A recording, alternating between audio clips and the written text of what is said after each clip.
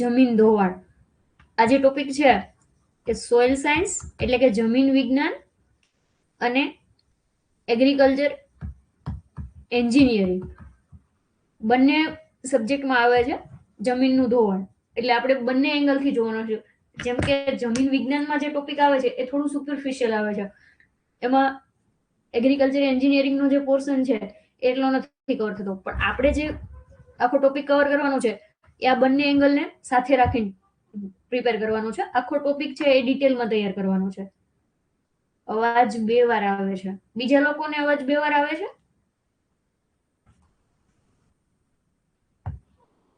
બીજા સ્ટુડન્ટ જણાવજો કે બરાબર છે ને બધું. જો બધું બરાબર હોય તો આપણે આગળ કન્ટિન્યુ કરીએ. આઈ થિંક કલ્પેશભાઈ એકને જ પ્રોબ્લેમ છે.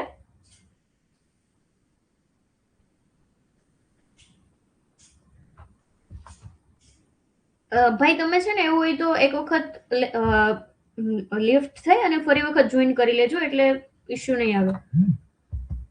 ઓકે, તો ટોપિક આપણે ચાલુ કરીએ. જમીનનું ધોવાણ અથવા તો ભૂક્ષરણ કે પછી સોઇલ ઇરોઝન. આ ત્રણ નામ છે એ યાદ રાખજો. જમીનનું ધોવાણ એને ભૂક્ષરણ પણ કહેવાય અને સોઇલ ઇરોઝન પણ કહેવાય. અમુક જગ્યાએ ભૂક્ષરણ પણ લખી દેશે, તો યાદ રાખજો કે જમીનનું ધોવાણ એ જ ભૂક્ષરણ. જમીનનું ધોવાણ એટલે શું? તો પહેલા તો આપણે એ વસ્તુ સમજીએ કે જમીનનું સંરક્ષણ અથવા તો સોઇલ કન્ઝર્વેશન.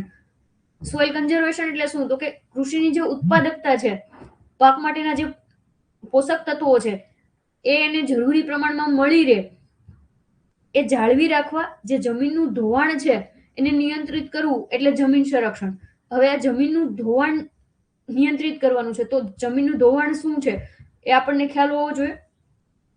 તો બીજો એક આઈએમપી મુદ્દો એ છે કે ઇરોઝન અથવા તો ધોવાણ છે એ કઈ ભાષાનો શબ્દ છે? લેટિન ભાષાનો શબ્દ છે. કયા વર્ડ્સ ઉપરથી ઉતરી આવ્યો છે? ઇરોડર. સ્પેલિંગ પણ યાદ રાખજો, ERODERE. જેમ કે મેન્યુર છે, ફર્ટિલાઇઝર એન્ડ મેન્યુર, એમાંથી મેન્યુરનું છે એગ્રી આસિસ્ટન્ટમાં પૂછાઈ ગયું છે. એટલે આ પ્રકારના વર્ડ છે એ પૂછાતા હોય છે. એટલે આપણે યાદ રાખવાનું છે કે ઇરોઝન અથવા તો ધોવાણ છે એ લેટિન ભાષાનો શબ્દ છે, ઇરોડર ઉપરથી ઉતરી આવ્યું છે. એનો મિનિંગ થાય છે કે ખાઈ જવું અથવા તો ખોદવું કે પછી ખવાણ થવું.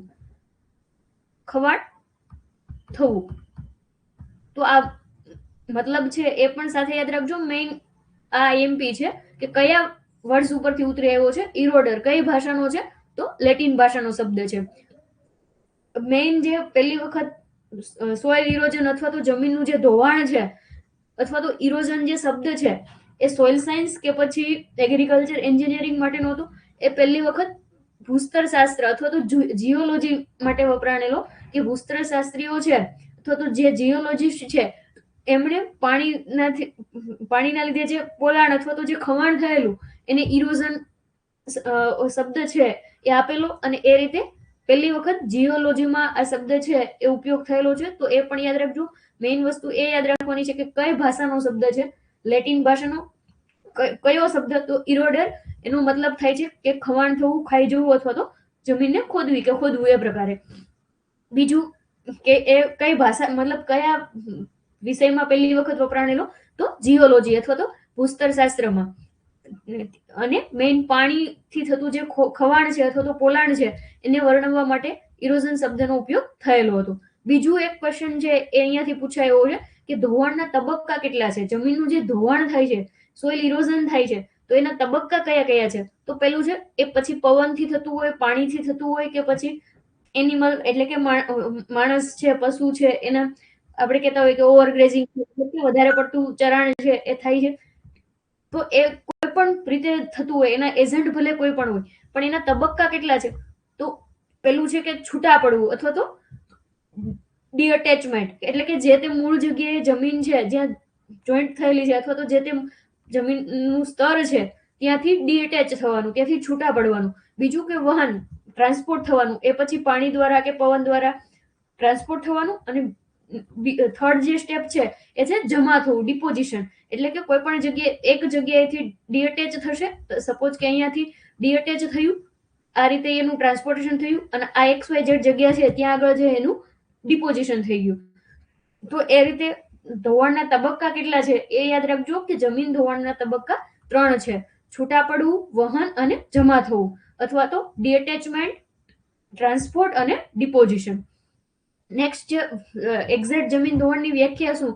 તો કે જમીનના જે કણો છે, કાપ છે, એનું છૂટું પડવું, એક જગ્યાએથી બીજી જગ્યાએ એનું વહન થવું અને જમા થવું, એ આખી જે પ્રક્રિયા છે એનું જમીનનું ધોવાણ કહેવાય. બીજા શબ્દોમાં આપણે જોઈએ તો કે જમીનનું જે ઉપરનું જે સ્તર છે એ નષ્ટ થાય. નષ્ટ થવું એને ભૂક્ષરણ અથવા તો જમીનનું ધોવાણ કહેવાય. ઉપરનું જે ઉપરી સ્તર છે, સોઇલનું જે અપર લેયર છે, એનું ક્ષરણ થાય અથવા તો એ એક જગ્યાએથી બીજી જગ્યાએ જાય તો એને કહેવાશે જમીનનું ધોવાણ અથવા તો ભૂક્ષરણ. એના માટે વિવિધ જે ભૌતિક પરિબળો છે, જેમ કે પવનની ગતિ છે અથવા તો પવન છે, પાણી છે, બરફ અથવા તો ગ્લેશિયર છે, માનવની પ્રવૃત્તિ છે, પ્રાણીઓ છે, એ કોઈ પણ રીતે ભૂક્ષરણ છે એ થાય છે. એ પણ આપણે વન બાય વન આગળ ડિટેલ જોઈશું. બીજા જે વસ્તુ તમારે યાદ રાખવાની છે એ આ 2 પોઈન્ટ ખાસ આઈએમપી છે. આ પ્રકારના ક્વેશ્ચન વૈજ્ઞાનિકોના છે એ પૂછાતા હોય છે. જેમ કે પેલું છે કે ઓડેમે ભૂક્ષરણને ભૂમિના પ્રદૂષણ અથવા તો સોઇલ પોલ્યુશન તરીકે ઓળખાવ્યું છે. તમને ક્વેશ્ચન સિમ્પલ એમ મૂકી દેશે કે સોઇલ પોલ્યુશન છે એ કયા જમીનના ધોવાણને સોઇલ પોલ્યુશન એ કોણે કીધેલું છે? તો એ થશે ઓડેમ. ઓડેમ નામના જે સાયન્ટિસ્ટ છે એમણે કીધેલું છે જે જમીનનું ધોવાણ છે અથવા તો ભૂક્ષરણ છે એને સોઇલ પોલ્યુશન અથવા તો ભૂમિનું પ્રદૂષણ. બીજું છે કે રામારાવ નામના જે વ્યક્તિ છે એમણે કીધેલું છે ભૂક્ષરણને ભૂમિના ધીમા મૃત્યુ અથવા તો ધીમા મૃત્યુ તરીકે વર્ણવ્યું છે. તો આ બંને વિધાન છે આપણે યાદ રાખવાના છે, બંને સાયન્ટિસ્ટોને યાદ રાખવાનું. ભૂક્ષરણ અથવા તો જમીનનું જે ધોવાણ છે એને જમીનના પ્રદૂષણ કે ભૂમિના પ્રદૂષણ તરીકે કોણે ઓળખાવ્યું છે? તો એ ઓડેમ નામના સાયન્ટિસ્ટે. ભૂમિનું જે ક્ષરણ છે અથવા તો જમીનનું ધોવાણ છે એને ભૂમિના ધીમા મૃત્યુ તરીકે કોણે વર્ણવ્યું છે? તો એ થશે રામારાવે. લેક્ચરની પીડીએફ મળશે? હા, મળી જશે તમને. નેક્સ્ટ જોઈએ જમીન ધોવાણના કારણો. જમીન ધોવાણના જે કારણો છે એમાં આગળ જોયા કે ભૌતિક અલગ અલગ પરિબળો છે, પવન છે, પાણી છે, બરફ છે કે માનવ અને એનિમલની જે પ્રવૃત્તિઓ છે એ.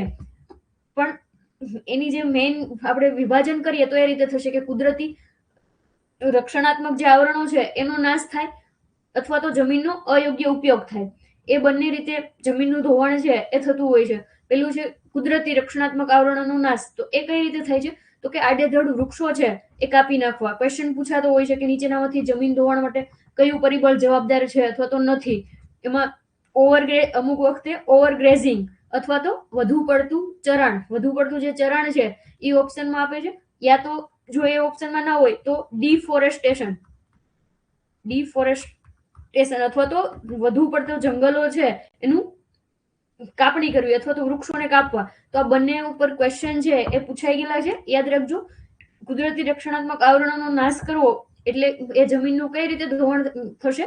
તો એક તો આડેધડ વૃક્ષો કાપવા, બીજું વનસ્પતિના આવરણોનું વધુ પડતું ચરાણ કરવું, અથવા તો ઉપરના જે વેજીટેટિવ મેઝર છે, જમીનની ઉપરનું જે વેજીટેટિવ આવરણ છે, વનસ્પતિ છે, ઘાસ છે, નાના નાના છોડવાઓ છે, વૃક્ષ છે એને આપણે કાપી નાખીએ છીએ. જ્યારે નાના છોડવાઓ અને ઘાસ છે એ પશુઓ છે એ ચરતા હોય છે. તો એ વધુ પડતું જે ચરાણ છે એ એક તો જમીનના ધોવાણ માટે રિસ્પોન્સિબલ છે. બીજું છે કે જંગલમાં લાગતી આગ છે એ પણ અમુક અંશે જમીન ધોવાણ માટે. એટલે આગ કેવી રીતે? તો કે આ જે વનસ્પતિનું આવરણ છે એને નુકસાન પહોંચાડે છે અને એ અલ્ટિમેટલી જમીન ધોવાણ માટે જવાબદાર છે. બીજું જમીનનો અયોગ્ય ઉપયોગ. તો એમાં કઈ રીતે છે? તો કે જમીનને પડતર રાખવી. જે વેરાન જમીન હશે કે જ્યાં આપણે ખેતી નહીં કરતા હોઈએ તો એ જમીનનું ધોવાણ છે એ વધારે થશે. એ વરસાદથી પણ વધારે થશે, એટલે કે પાણીથી પણ વધારે થશે, અને પવનથી જે થતું ધોવાણ છે એ પણ વધારે થશે. તો એ બંને રીતે જમીનનું ધોવાણ છે એ વધશે. બીજું છે કે ધોવાણને વેગ આપે એવા પાકો ઉગાડવા. આગળ આપણે જોઈશું કે અમુક પાકો છે એ જેમ કે મકાઈ છે, આ ઉપરાંત મગફળી છે, એવા અમુક પાકો છે એ જમીન ધોવાણને પ્રેરિત કરે છે. જેમ કે મકાઈના મૂળિયા છે આપણે જોઈએ કે એ વધારે હોય, એને આપણે ઉખાડીએ, ખેંચીએ તો એની સાથે જમીન છે એ ચોટેલી હોય છે. મગફળી છે તો એમાં પણ એ રીતે થતું હોય છે. તો એ પણ થોડા ઘણા અંશે જમીન ધોવાણ માટે જવાબદાર છે. તો એના માટે જ આપણે પટ્ટીપાક પદ્ધતિ છે એ વાપરીએ છીએ. આગળ આપણે જોઈશું કે કઈ રીતે પટ્ટીપાક અથવા તો કયા કયા પાકોના કોમ્બિનેશનથી પટ્ટીપાક પદ્ધતિ કરીએ તો જમીન ધોવાણ છે એ ઓછું થાય છે. જ્યાં જમીન ધોવાણનો પ્રશ્ન વધારે હોય એ જગ્યાની વાત છે. બીજું છે કે અયોગ્ય પાક પદ્ધતિ છે એ વાપરવી અને સેન્દ્રિય પદાર્થો અને પોષક તત્વો છે એ દૂર થાય. યોગ્ય પાક પદ્ધતિ આપણે ન વાપરીએ એટલે એના લીધેથી જમીનના જે સેન્દ્રિય પદાર્થો છે એ અને પોષક તત્વો દૂર થઈ જતા હોય છે. બીજું ઢાળની દિશામાં ખેડ કરવી. જેમ કે જમીનનો ઢાળ છે એ આ દિશામાં જ છે અને આપણે આ સાઈડ જ હળ છે એનાથી ખેડ કર્યા કરીએ તો જમીનના જે આ ઉપરના જે કણો છે એ નીચેની દિશામાં આવશે અને એ રીતે અહીંયાની જે જગ્યા છે એનું ધોવાણ છે એ સતત ને સતત થયા કરશે.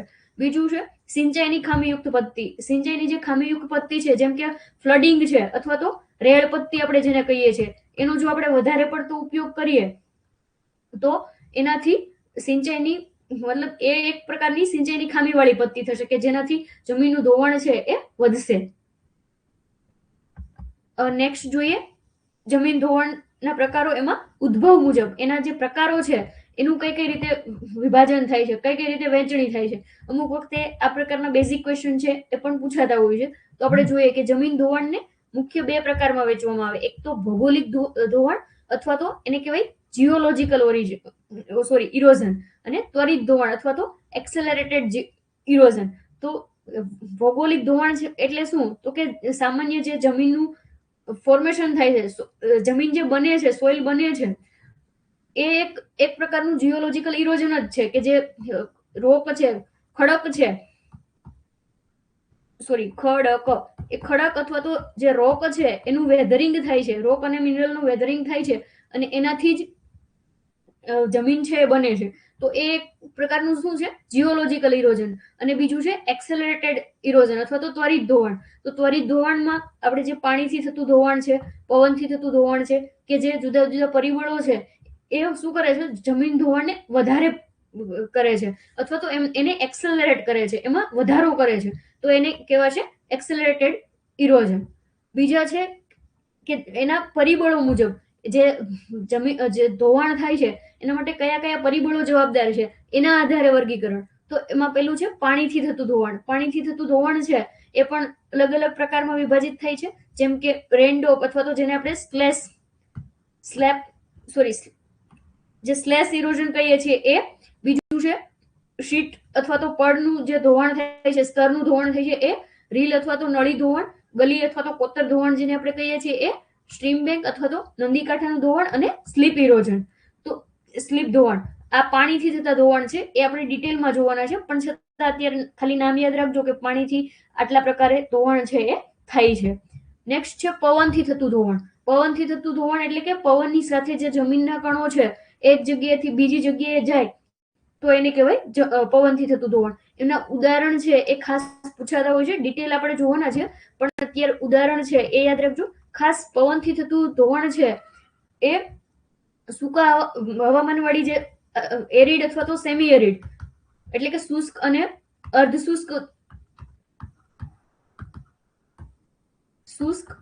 અર્ધશુષ્ક પ્રકારની જે જમીન છે ત્યાં આગળ વધારે પ્રમાણમાં જોવા મળે છે. એટલે કે રણ પ્રદેશ છે એમાં વધારે પડતું પવનથી ધોવાણ થાય છે.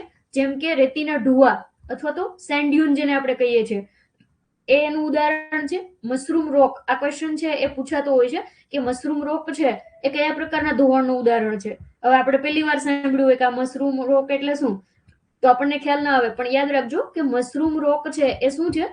પવનથી થતું ધોવાણ છે. એમાં જો ભૂલથી એ લોકો એવું લખી દે કે જૈવિક પદાર્થો અથવા તો જૈવિક તત્વોથી થતું ધોવાણ, તો આપણે એ જ કરી દઈએ કે મશરૂમ છે એ તો આમ તો જૈવિક જ કહેવાય ને, એટલે એ જ ક્વેશ્ચન મતલબ એ જ આન્સર આવતો હશે. તો એવું નથી. મશરૂમ રોક્સ છે એ પવનથી થતું ધોવાણ છે એટલે એ યાદ રાખજો. અને રેતીના ઢુવા અથવા તો સેન્ડ ડ્યુન છે એ સેન્ડ ડ્યુન એ કોનું ઉદાહરણ છે? પવનથી થતા ધોવાણનું ઉદાહરણ છે. આગળ જોઈએ હિમનદીથી થતું ધોવાણ અથવા તો ગ્લેશિયલ ઇરોઝન. એટલે જે ગ્લેશિયર છે, આઈસ છે, બરફ છે, એના લીધેથી જે ધોવાણ થાય છે એને કહેવાય છે હિમનદીથી થતું ધોવાણ. એ કેવી રીતે? તો કે ઊંચો જે વિસ્તાર છે, ખાસ જે ઊંચાઈ વાળો વિસ્તાર છે, ઠંડા પ્રદેશો છે, ત્યાં આગળ ઉપર બરફ છે, ગ્લેશિયર છે, આઈસ છે, એની સાથે જમીન છે એ ચોટેલી હોય છે. એ બરફ છે એ નીચે આવે છે અથવા તો નીચાણવાળા ભાગમાં આવે છે, ત્યાં આગળ આવી અને એ પીગળી જાય છે. તો અહીંયા જે એની તળિયે જમીન ચોટેલી હતી એ અહીંયા ડિપોઝિટ થઈ જશે. એટલે એ એક પ્રકારે જમીનનું ધોવાણ જ થયું કે અહીંયાથી ડીએટેચ થઈ, ટ્રાન્સપોર્ટ થઈ અને ડિપોઝિશન થયું. તો એ યાદ રાખજો કે એને કહેવાય છે ગ્લેશિયલ ઇરોઝન અથવા તો હિમનદીથી થતું ધોવાણ. નેક્સ્ટ જોઈએ ગુરુત્વાકર્ષણીય ધોવાણ અથવા તો ગ્રેવિટેશનલ ઇરોઝન. તો ગ્રેવિટેશનલ ઇરોઝન છે એ એટલું કોમન નથી, પરંતુ એ જે ગુરુત્વાકર્ષણ બળને કારણે માટીનો જથ્થો છે એ ઉપરથી નીચે અથવા તો કોઈ પણ રીતે, જેમ કે ભૂસ્ખલન છે, લેન્ડસ્લાઇડ છે, એ અને સ્લમ્પ છે એના શ્રેષ્ઠ ઉદાહરણો છે કે જેની અંદર ભૂસ્ખલન થાય તો શું થાય, તો કે ઉપરનો જે ટૂંકમાં જે ભેખડાઓ છે ડુંગરાળ વિસ્તારના એ નીચે પડે છે. તો એ રીતે ગુરુત્વાકર્ષણ છે એ એના ઉપર મતલબ એના માટે જવાબદાર છે.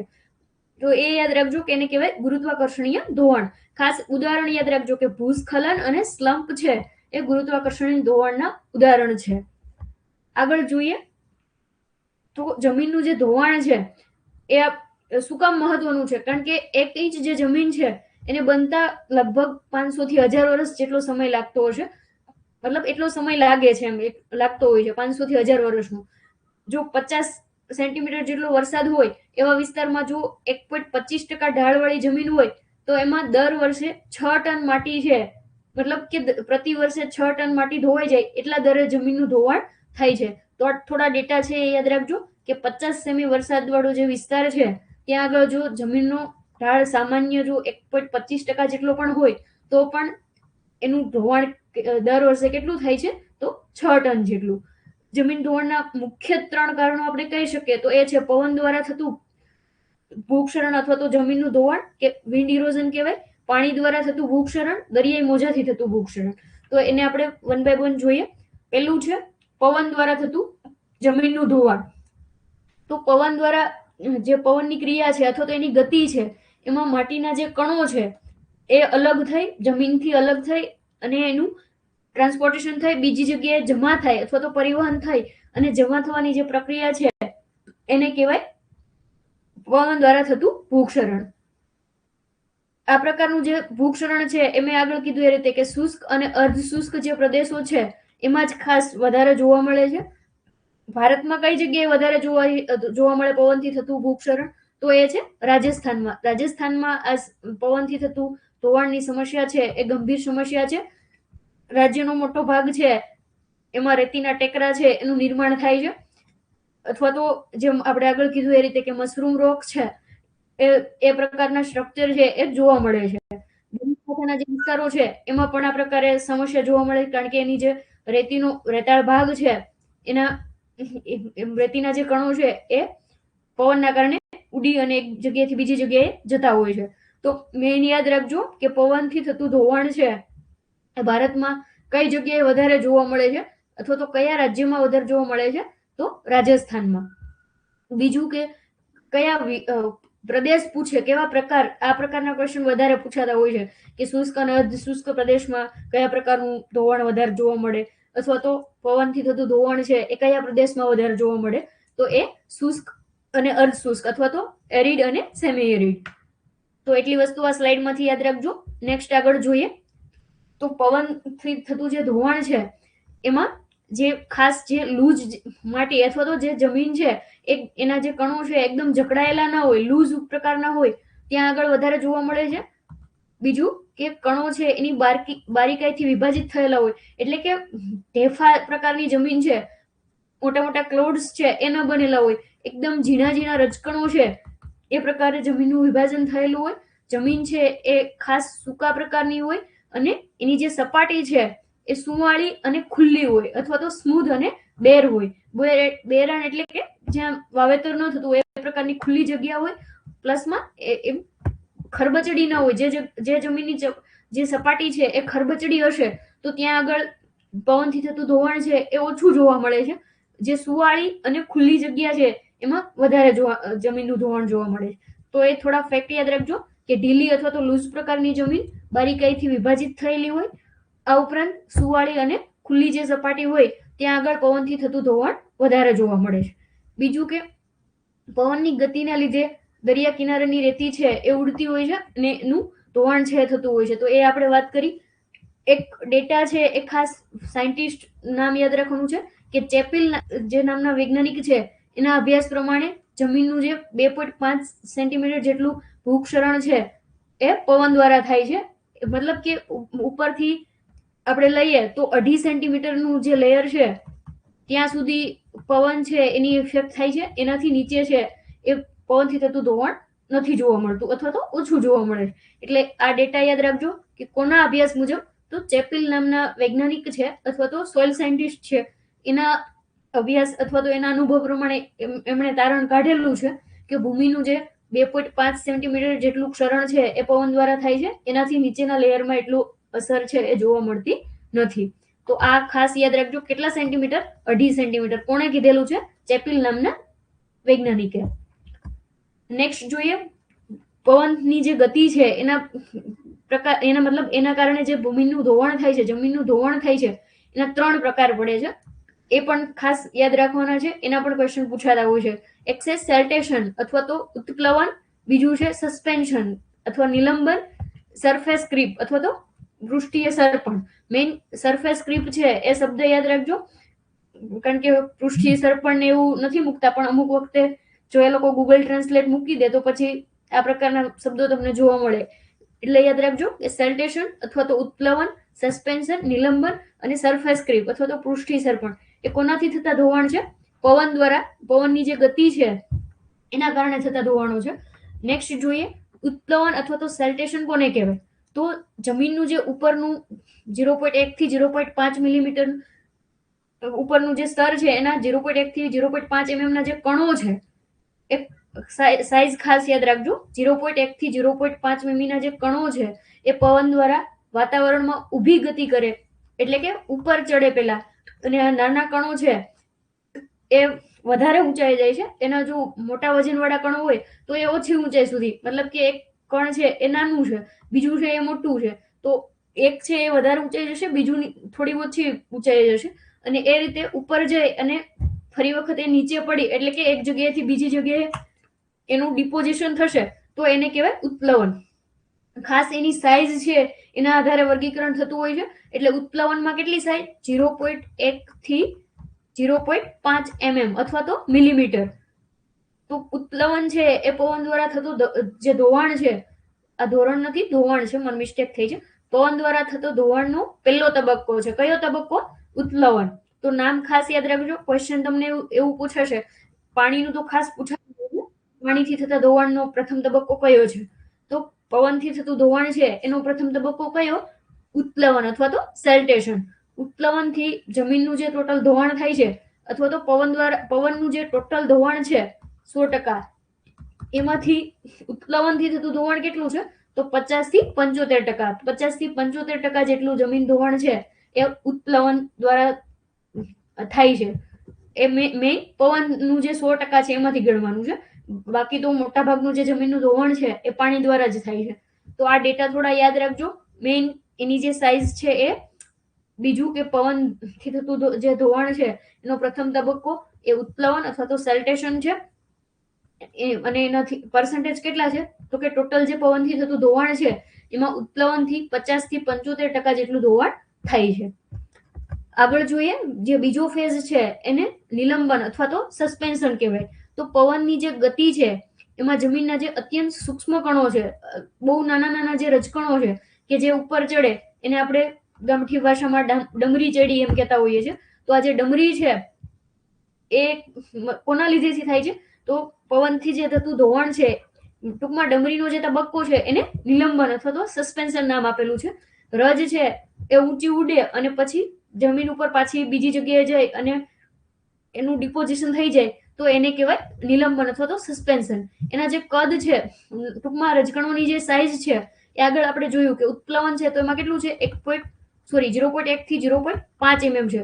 પણ જો આ 0.1 કરતા પણ નાના કદો હોય, ખૂબ નાની સાઈઝના હોય, 0.1 mm થી પણ ઓછા હોય, તો એને કહેવાશે નિલંબન અથવા તો સસ્પેન્શન. મેઇન જે પવનથી થતું ધોવાણ છે એના તબક્કા મેં કીધું એ રીતે કે કોના આધારે પડે છે? તો આ જે કણોની જે સાઈઝ છે એના આધારે.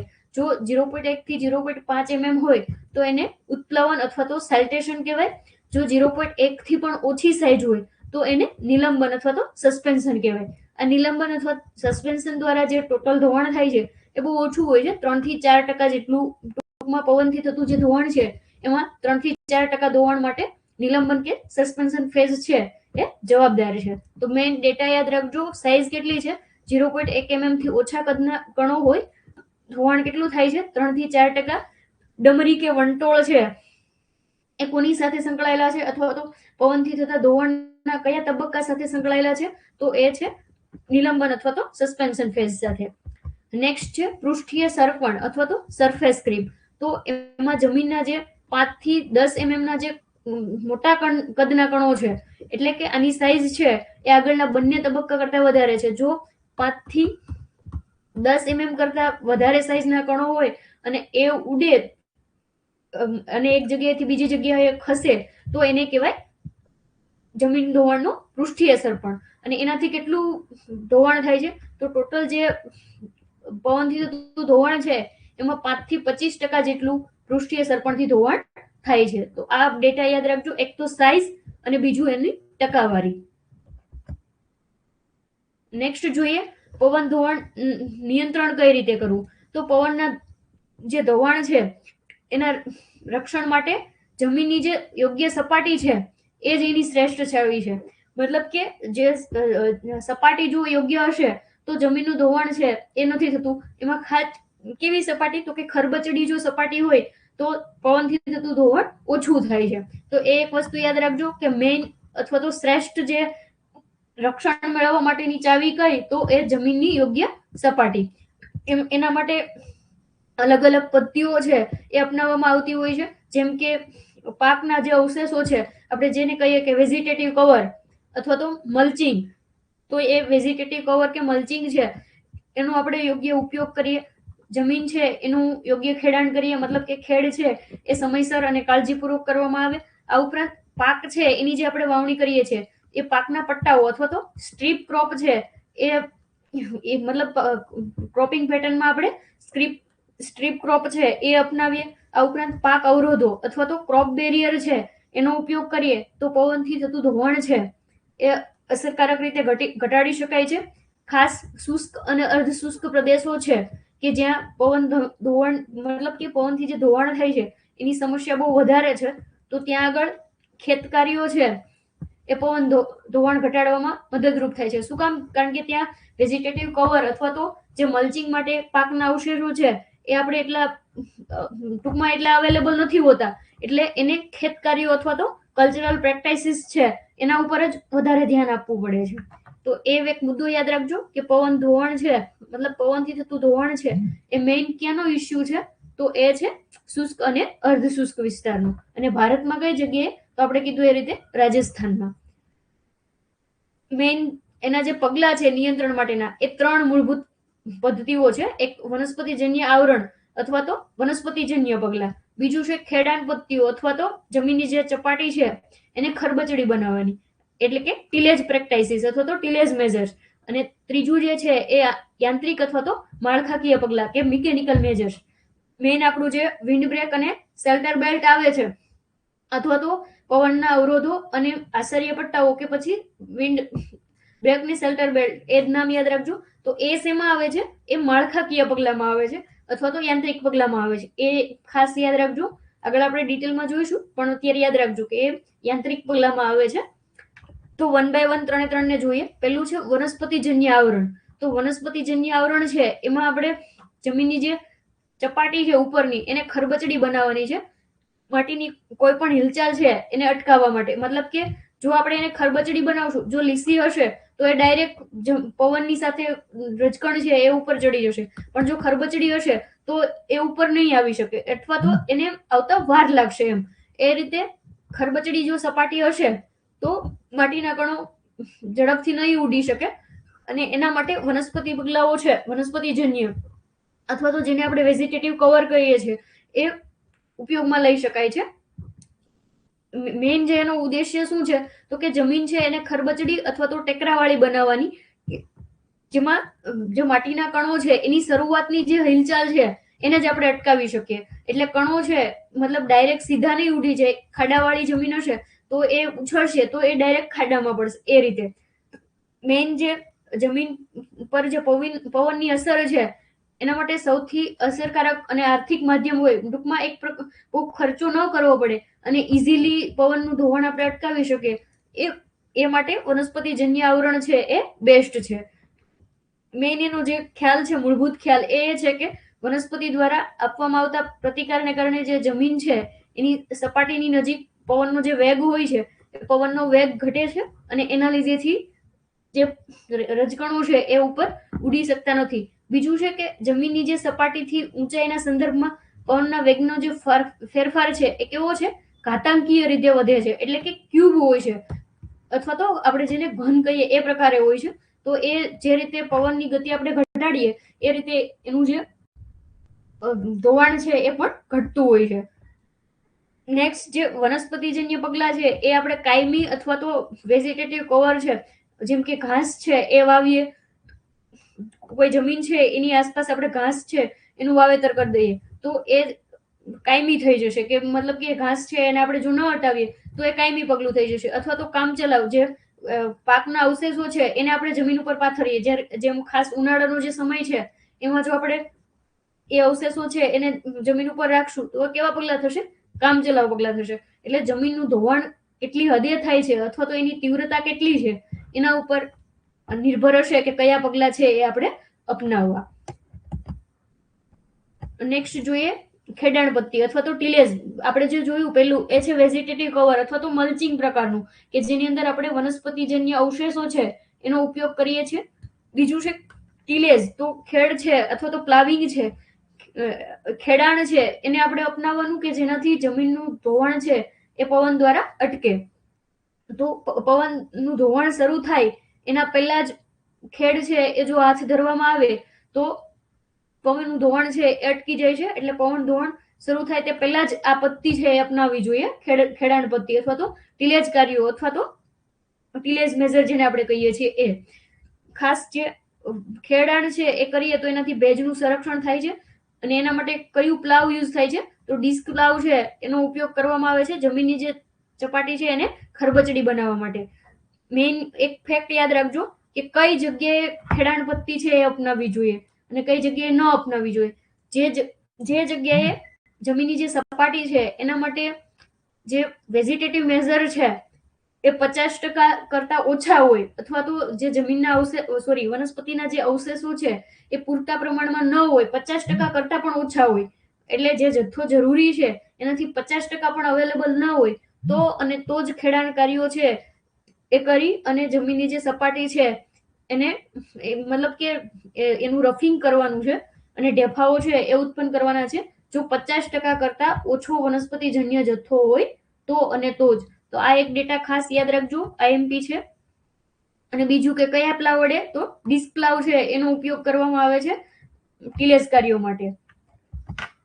નેક્સ્ટ છે એ જે ખેડાણની જે પત્તીઓ છે એમાં એક તો પ્રાથમિક અને દ્વિતીય ખેડ કરી શકાય, પાકના અવશેષો છે એનો ઉપયોગ કરી શકાય અને સ્ટ્રીપ ક્રોપિંગ છે એ કરી શકાય. તો એટલા નામ ખાલી યાદ રાખજો. આગળ જોઈએ યાંત્રિક પગલા. તો યાંત્રિક પગલાઓ છે એ બે પ્રકારના હોય છે. મતલબ કે કોઈ પણ બંધ બાંધવો કે દિવાલ બનાવવી એ પ્રકારના જે પગલાઓ છે અથવા તો જેને આપણે વિન્ડ બ્રેકર કહીએ છીએ કે પછી શેલ્ટર બેલ્ટ કહીએ છીએ એનો ઉપયોગ કરવો એ થશે યાંત્રિક પગલાઓ, કે જેની અંદર જે પવનની ગતિ છે એને આપણે યા તો અટકાવીએ છીએ યા તો ઘટાડીએ છીએ. એટલે કે અવરોધો છે એ અર્ધપારગમ્ય અથવા તો પારગમ્ય પ્રકારના કે અપારગમ્ય પ્રકારના હોય છે. અર્ધપારગમ્ય અને અપારગમ્ય. અર્ધપારગમ્ય એટલે શું, તો કે અમુક અંશે પવન છે એ આવી શકશે, જ્યારે અપારગમ્ય છે એમાં કોઈ પણ પ્રકારનો પવન છે એ ન આવી શકે. જેમ કે વાડ છે, દિવાલો છે, પથ્થર પેકિંગ છે, એ જે પગલાઓ છે એ યાંત્રિક પગલાઓ છે. એમાં અર્ધપારગમ્ય અવરોધો છે એ વધારે અસરકારક છે. એટલે જ આપણે જે વિન્ડ બ્રેકર અને શેલ્ટર બેલ્ટ છે એનો વધારે ઉપયોગ કરીએ છીએ. કારણ કે જો આપણે એને ટોટલી અટકાવશું તો એના લીધે જે પવન છે એ ડાઉનસ્ટ્રીમ સાઈડનું પ્રેશર છે અથવા તો જમીનનો જે નીચેનો ભાગ છે ત્યાં આગળ પ્રેશર ક્રિએટ કરશે અને એના લીધેથી જે જમીન આજુબાજુનો જે વિસ્તાર છે એને નુકસાન થવાની સંભાવના છે, કે એક જે પવન છે એને આપણે આગળ વધતો જ અટકાવી દીધો, એટલે આજુબાજુનો વિસ્તાર છે એમાં વંટોળ અથવા તો વાવાઝોડા પ્રકારની ઘટના છે એ બની શકે છે. બીજું છે કે ટેરેસ અને બંધ છે એ પણ પવનનો જે વેગ છે એને અવરોધ કરે છે, એટલે ટેરેસ ફાર્મિંગ કે જે બંધ ફોર્મર આપણે કહીએ છીએ એ પણ એક પ્રકારના યાંત્રિક પગલાઓ છે, પણ એ ખાસ મોટા ભાગે પાણીથી થતું ધોવાણ છે એમાં વધારે ઉપયોગી થાય છે. નેક્સ્ટ જોઈએ, જે યાંત્રિક પગલાઓ છે એમાં જે કોમન છે એ છે પવન અવરોધકો અથવા તો વિન્ડ બ્રેકર્સ અને આસાર્ય પટ્ટો અથવા તો શેલ્ટર બેલ્ટ. એને વન બાય વન જોઈએ. વિન્ડ બ્રેકર્સ અથવા તો પવન અવરોધકો છે એ ખાસ એક કાયમી ઉપાય છે, કાયમી વનસ્પતિજન્ય ઉપાય છે પવનથી થતું ધોવાણ ઘટાડવા માટેનો, અને ખાસ જે સૌથી અસરકારક છે. વિન્ડ બ્રેકર છે એ અન્ય જે પગલાઓ છે એના કરતા અસરકારક છે, તો એ એક વસ્તુ યાદ રાખજો. બીજું કે મેઇન જે વિન્ડ બ્રેકર છે એનું મતલબ એવો જ નથી કે ખાલી જે ખેતીની જમીન છે એના ફરતે જ અવરોધો ઉભા કરવા અથવા તો ઝાડવાઓ છે એ વાવવા કે દિવાલો છે એ બનાવવી. આ ઉપરાંત ઇમારતો છે, બગીચાઓ છે, ખેતરો છે, એ કોઈ પણ જગ્યાએ જ્યાં વધારે પવન ફૂંકાતો હોય એને અટકાવવા આપણે પગલા ભરીએ તો એને કહેવાશે વિન્ડ બ્રેકર. વિન્ડ બ્રેકર છે એના માટે ખાસ ફેન્સિંગ વોલ અથવા તો વાડ છે એના તરીકે કામ કરે છે, કે જે પવનની દિશાની સામે હશે અથવા તો આડું હશે, કે જે એની હાર કેટલી હશે. આ પણ એક ક્વેશ્ચન પૂછાય છે કે વિન્ડ બ્રેકર છે એ પવનથી કઈ દિશામાં હોવું જોઈએ, તો સામે અથવા તો આડી દિશામાં. જે પવન આ બાજુથી આવતો હોય તો અહીંયા એની સામે જ હોવું જોઈએ અથવા તો એનાથી આડું હોવું જોઈએ. એક વર્ષ યાદ રાખજો. અને બીજું છે કે વધુમાં વધુ 2 હાર છે અથવા તો 2 હરોળ છે એ હોવી જોઈએ વિન્ડ બ્રેકરની. એનાથી એક અથવા તો બે થી વધારે હાર ન હોવી જોઈએ. એ પછી તમે દિવાલ બનાવો કે પછી તાર ફેન્સિંગ કરો કે પછી વૃક્ષો વાવો, પણ એની હરોળ કેટલી હોવી જોઈએ? 2 મતલબ 1 અથવા તો વધુમાં વધુ 2. તો આ એક ખાસ પૂછાય છે. આગળ આપણે જોઈએ હમણાં યુનિવર્સિટી એગ્રી આસિસ્ટન્ટ છે એમાં પણ આ ક્વેશ્ચન પૂછાણેલો છે, તો એ યાદ રાખજો કે એ કેટલી હરોળ હોવી જોઈએ? 1 અથવા તો વધારેમાં વધારે 2. અને કઈ દિશામાં હોવું જોઈએ? તો સામે અથવા તો આડી દિશામાં. નેક્સ્ટ છે પવનની વાડ અથવા તો વિન્ડ ફેન્સિંગ છે એ ખુલ્લા મેદાનો કે ઔદ્યોગિક જે ઇન્ડસ્ટ્રી છે ત્યાં આગળ જ્યાં પણ ધૂળથી થતી કામગીરી અને પવનની ગતિ છે એ વધારે થતી હોય ત્યાં આગળ વિન્ડ બ્રેક્સ કે વિન્ડ ફેન્સિંગ કે પવનની વાડ છે એનો આપણે ઉપયોગ કરી શકીએ છીએ. બીજું કે જે પવનથી થતું ધોવાણ છે એ ગતિના ઘન અથવા તો ક્યુબમાં હોય છે, ઘાતાંકમાં હોય છે, આગળ જે રીતે મેં કીધું એ રીતે. એટલે પવનની ગતિ છે એમાં જો ખાલી આપણે 1/2 અથવા તો અડધો જે ઘટાડો કરશું, એની જે ગતિ છે, સપોઝ કે 25 કિલોમીટર પ્રતિ હવર્સની ગતિએ કોઈ પવન ફૂંકાતો હતો, એને આપણે 50 કિમીની જગ્યાએ 25 કિમી કર્યો, તો આ જે ધોવાણ છે એમાં લગભગ 80% જેટલો ઘટાડો થાય છે. તો આ એક ડેટા ખાસ યાદ રાખજો કે ધોવાણ એ પવનની ગતિના ઘનના પ્રમાણમાં હોય છે. કેટલો હોય છે? ક્યુબ અથવા તો ઘનના સમકક્ષ હોય છે. અને એના લીધેથી જો તમે 1/2 જેટલો પણ એની ગતિમાં ઘટાડો કરો તો એનાથી જે ધોવાણ થાય છે એમાં 80% જેટલો ઘટાડો થઈ જાય છે. તો એ સેન્ટેન્સ યાદ રાખવાનું છે. બીજું એક ક્વેશ્ચન એ પૂછાય છે કે સૌથી મોટો વિન્ડ બ્રેક અથવા તો પવન અવરોધક છે એ ક્યાં આવેલો છે, કયા દેશમાં આવેલું છે? તો એ છે ઓમાનમાં. ઓમાનમાં આવેલો છે. 28 મીટર ઊંચો છે અને 3.5 કિમી જેટલો લાંબો છે. એ ન યાદ રાખો તો ચાલશે, એ ખાલી માહિતી માટે છે. પણ એ યાદ રાખજો કે સૌથી મોટો વિન્ડ બ્રેક છે એ ક્યાં આવેલું છે? તો એ ઓમાનમાં આવેલું છે. એ માઇક રોબિન્સ નામના વ્યક્તિએ બનાવેલો છે, પણ મેઇન એ યાદ રાખવાનું છે કે ઓમાનમાં આવેલું છે. નેક્સ્ટ જોઈએ શેલ્ટર બેલ્ટ. તો શેલ્ટર બેલ્ટ એટલે શું? તો એને કહેવાય છે આશ્ચર્ય પટ્ટા. એ જે વિન્ડ બ્રેક છે એના કરતા લાંબા હોય છે. પવનના જે અવરોધકો છે એના કરતા લાંબા હોય છે, અને પવનની જે દિશા છે એના કાટખૂણે હોય છે અથવા તો લંબ હોય છે. જે દિશા છે, સપોઝ કે પવન આ બાજુથી આવે છે તો એના કાટખૂણે હોય છે અથવા તો લંબ હોય છે. તો એ એક વર્ડ યાદ રાખજો. એક ક્વેશ્ચન પૂછાય છે જેમ કે વિન્ડ બ્રેક છે એ સામે અથવા તો આડી જે દિશા આપણે કીધી એ રીતે, તો એ પણ લંબ જ થશે, અથવા તો જે કાટખૂણે આપણે કહીએ એ રીતે થશે. તો એ એક વર્ડ યાદ રાખજો. બીજું છે કે પટ્ટાની જે હરોળ છે એ ઝાડીઓ અથવા તો વૃક્ષો છે એનો ઉપયોગ કરીને બનાવવામાં આવે છે, જે શેલ્ટર બેલ્ટ છે એ મુખ્યત્વે જે ભેજનું સંરક્ષણ છે એના માટે પણ જવાબદાર છે, મતલબ કે જમીનમાં ભેજ છે એ પણ જાળવી રાખે છે અને સામે જે પવનથી થતું ધોવાણ છે એને પણ અટકાવે છે. શેલ્ટર બેલ્ટ છે એ પવનની ગતિની અસર ઘટાડવા માટે વિન્ડ બ્રેક કરતા વધુ અસરકારક છે. તો આ એક ફેક્ટ યાદ રાખજો કે યાંત્રિક પગલું છે એ શ્રેષ્ઠ છે અને એમાં પણ વિન્ડ બ્રેક છે એના કરતા શેલ્ટર બેલ્ટ છે એ શ્રેષ્ઠ છે. પવનના જે ધોવાણ છે એને નિયંત્રિત કરવા માટે બળતણ, મતલબ કે પવનની ગતિ છે એને નિયંત્રિત કરે જ છે. આ ઉપરાંત બળતણ છે, મતલબ કે વૃક્ષો આપણે વાવીએ છીએ તો એ પણ કામમાં લાગે છે. સાથે સાથે બાષ્પીભવન છે જે તે વિસ્તારનું એ પણ ઘટાડે છે. અને જો બગીચાની, મતલબ કે ખાસ પવનથી થતું ધોવાણ હિલી એરિયા હોય અને જે શુષ્ક એરિયા હોય ત્યાં વધારે થતું હોય છે, તો ત્યાં આગળ ગરમ અને ઠંડા જે પવનો આવતા હોય એનાથી પણ રક્ષણ આપે છે. મેઇન જે ફેક્ટ યાદ રાખવાના છે એ આ યાદ રાખવાના છે કે એની દિશા છે એ કાટખૂણે અથવા તો લંબ હોય છે. અને બીજું કે એ શેલ્ટર બેલ્ટ છે એ વિન્ડ બ્રેક કરતા સારા પ્રમાણમાં અસરકારક છે. નેક્સ્ટ એક જે સૂત્ર પૂછાય છે એ આ પૂછાતું હોય છે કે વુડફ અને ગીઝ નામના જે વૈજ્ઞાનિકો છે એમણે જે સુરક્ષાનું અંતર છે વિન્ડ બ્રેકનું, એટલે કે જે ખેતર છે, સપોઝ કે ખેતર આપણે આ ખેતર બનાવેલું છે તો એમાં જે પાક થી કેટલા અંતરે શેલ્ટર બેલ્ટ છે એ રાખવા જોઈએ અને કેટલી ઊંચાઈના બનાવવા જોઈએ, એનો જે સંબંધ દર્શાવતું સૂત્ર છે એ સૂત્ર આપણે એટલું યાદ નથી રાખવાનું, પણ કોણે આપેલું છે એ યાદ રાખવાનું છે કે શેલ્ટર બેલ્ટ માટેનું જે શેલ્ટર બેલ્ટનું અંતર છે એ નક્કી કરવા માટેનું સૂત્ર છે એ કોણે આપેલું છે, તો વુડફ એન્ડ ગીઝ નામના વૈજ્ઞાનિકોએ.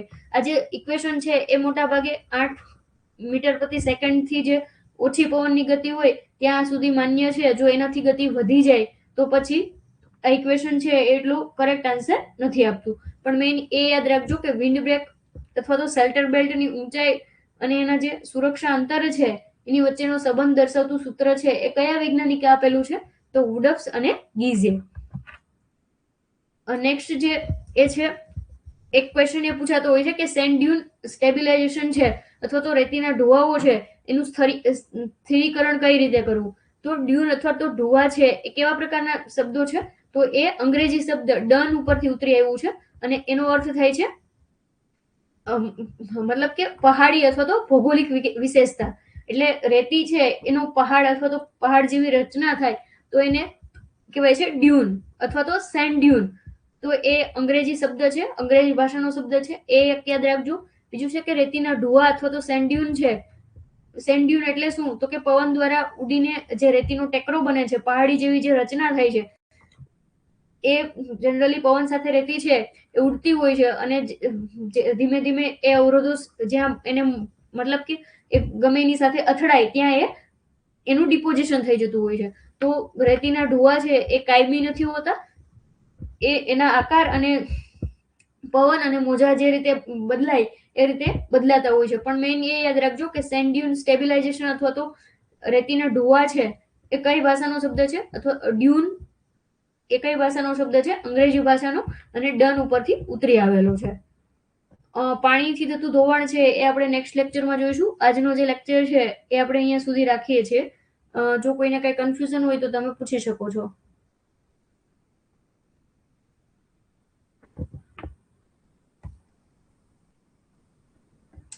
Groundnut is erosion resistant crop.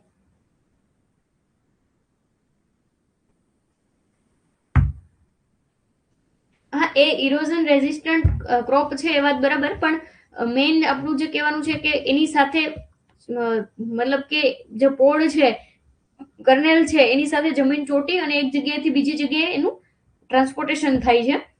એટલે એ પ્રકારે થોડા પ્રમાણમાં જમીનનું ધોવાણ છે એ થાય છે. બીજું ભાઈ કે છે કે 800 થી 1000 વર્ષ આવે. જે યુનિવર્સિટીના ઓફિશિયલ ડેટા છે એમાં જ લખેલું છે કે 500 થી 1000 આવે. એટલે એટલું પૂછાવા જેવો ક્વેશ્ચન નથી, પણ છતાં તમે યાદ રાખજો કે 500 થી 1000 વર્ષ છે એ આવે છે.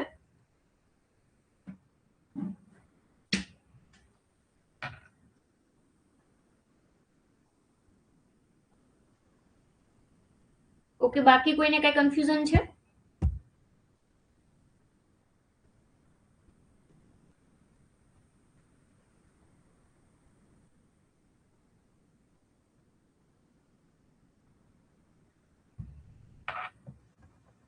જો કોઈને કઈ કન્ફ્યુઝન ના હોય તો પછી આજનો જે લેક્ચર છે એ આપણે અહીંયા એન્ડ કરીશું.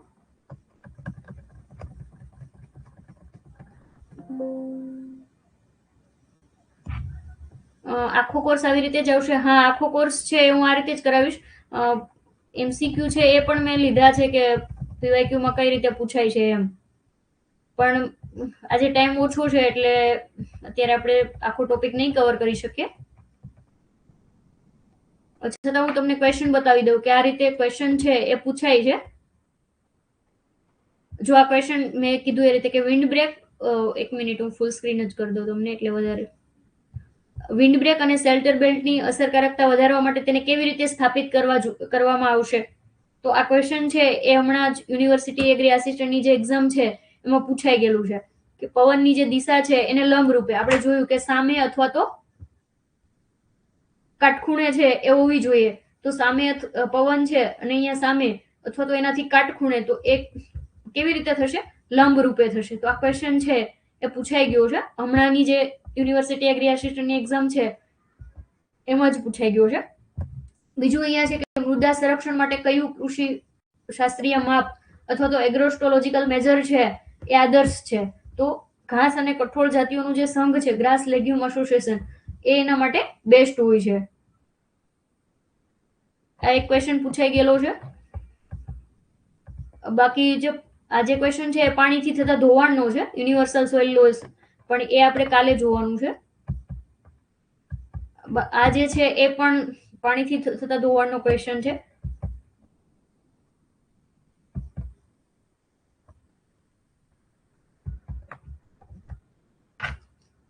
સિલેબસ પ્રમાણે બધા જ ટોપિક આવશે.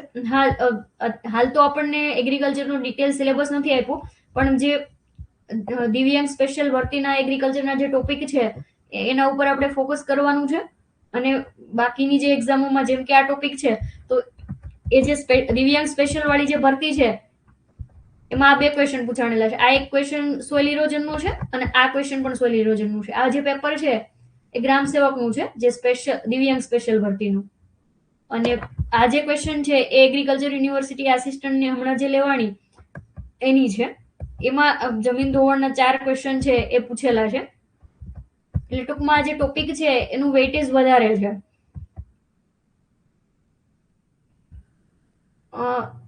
એગ્રી આસિસ્ટન્ટનો જે સિલેબસ છે એના જેવો હશે 99%. 99% એગ્રી આસિસ્ટન્ટ જેવો હશે. 1% માં આપણે